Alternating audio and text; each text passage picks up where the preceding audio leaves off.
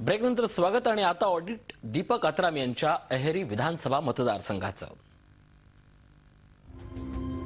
गडचिरोली जिल्ह्यात अहेरी विधानसभा मतदारसंघ ज्येष्ठ समाजसेवक डॉक्टर प्रकाश आणि डॉक्टर मंदा आमटे यांचं कार्यक्षेत्र असलेल्या लोक बिरादरी प्रकल्पाचं काम याच मतदारसंघात आहे। गडचिरोलीतील तिन्ही विधानसभा मतदारसंघ अनुसूचित जमातींसाठी राखीव आहेत। या मतदारसंघात सुमारे 2,10,099 मतदार आहेत।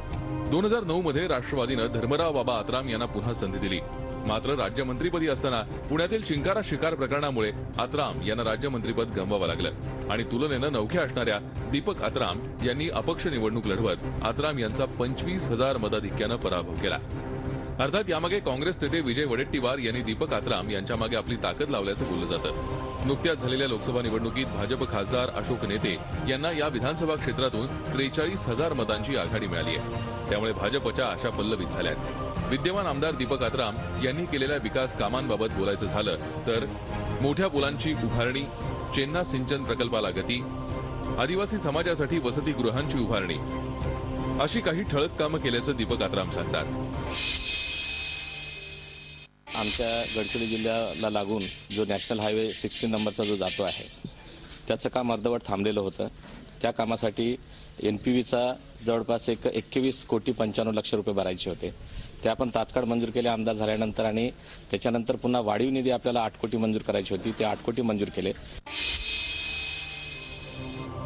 विद्यमान आमदार दीपक अत्राम राजेशाही हटावचा नारा देत पुन्हा एकदा भावनिक नाळ जोडू पाहतायत, तर दुसरीकडे राष्ट्रवादीकडून पुन्हा एकदा धर्मराव बाबा अत्राम गेलेला बालेकिल्ला मिळवण्यासाठी सज्ज झालेत।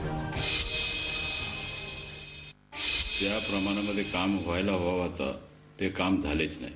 दुष्काळ पडला, दुष्काळाकरता पैसे आले नाही, जमीन वाहून गेलेला शेतकऱ्यांना मोबदला मिळाला नाही। आता ओला दुष्काळ झाला, त्याचा पैसे आजपर्यंत मला मिळाला नाही। काँग्रेस आमदार विजय वडेट्टीवार आणि राष्ट्रवादीचे धर्मराव बाबा अत्राम यांच्यातल्या संघर्षाची झळ इथल्या जनतेला नेहमीच बसत आली आहे, त्यामुळे इथली सर्वसामान्य जनता विकासापासून आजही कोसो दूर आहे। नक्षली चळवळींची दहशत कायम, अनेक भागात वीज पुरवठा नाही, सिंचन योजना नाही, मोठ्या नद्यांचा प्रदेश मात्र सिंचनाच्या योजना नाही, रस्त्यांची दुरवस्था, पिण्याच्या पाण्यासाठी वणवण, ना रेल्वे आली ना पूल झाले।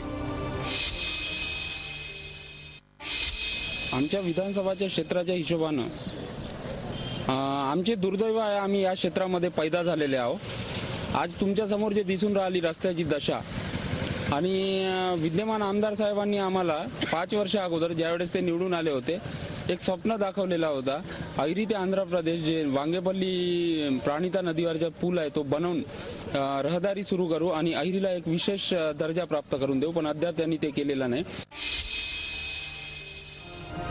इथे अत्राम राजघराण्याची नाग विदर्भ आंदोलन समिती नावाची स्वतःची प्रभावी संघटना आहे। या संघटनेच्या माध्यमातून मूळ राजघराणं आजवर गडचिरोली जिल्ह्यातल्या राजकारणात सक्रिय होतं। या घराण्याचे सध्याचे वंशज राजे अमरीशराव यांनी हवेचा रोख पाहून थेट भाजपमध्ये प्रवेश केलाय, त्यामुळे यावेळी तिरंगी लढत पाहायला मिळण्याची शक्यता आहे। भाजप या निमित्तानं ऑलरेडी तिथेच त्या लोकसभेमध्ये त्यांनी दाखवून दिले की भाजप तिथे स्ट्रॉंग आहेच। आता नाविस आणि भाजप असं मिळून एक राजे अमरीशराव महाराज आता तिथे निवडणुकीला उभे राहतील। गडचिरोली जिल्हा नक्षली हिंसा आणि वनाच्छादित भाग असल्यानं देशातील मागास जिल्ह्यांच्या यादीत समाविष्ट आहे। राजकीय लढाई म्हणायची झाली तर 3 अत्रामांच्या तुंबळ युद्धात इथला मतदार नक्की कुणाला जवळ करतो हे पाहणं औत्सुक्याचं आहे। गडचिरोलीचे पालकमंत्री म्हणून गृहमंत्री RR पाटील यांनी जबाबदारी खांद्यावर घेतली, मात्र इथल्या सर्वसामान्य माणसाला त्याचा फारसा फायदा झालेला नाही। इथली नक्षली दहशत अजूनही तशीच आहे। या भागात नक्षलवाद्यांसाठी परवलीचा शब्द आहे जंगलवाले। ते कोणाच्या बाजूने राहतील त्यावरही इथली राजकीय गणितं बरीच अवलंबून आहेत। आशिष आंबाडे, झी मीडिया, गडचिरोली।